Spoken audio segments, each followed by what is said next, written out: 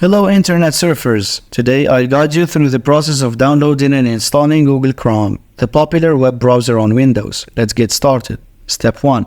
Open your web browser. Launch your preferred web browser such as Microsoft Edge or Internet Explorer on your Windows computer.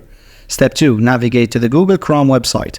In the address bar of your web browser, type in www.google.com/Chrome and press enter. This will take you to the official Google Chrome website. Step 3. Download Google Chrome. On the Google Chrome website, you'll see a big blue button that says Download Chrome.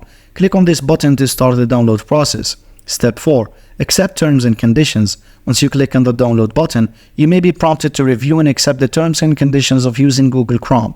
Review the terms, and if you agree, click Accept and Install. Step 5. Save the installer file. After accepting the terms and conditions, the Google Chrome installer file will begin downloading automatically. Wait for the download to complete. Step 6. Run the installer. Once the download is complete, locate the downloaded Google Chrome installer file and launch it. Follow the installation wizard. Follow the on-screen instructions provided by the installer to complete the installation process. You may need to choose installation options and select a destination folder. Step 8. Launch Google Chrome.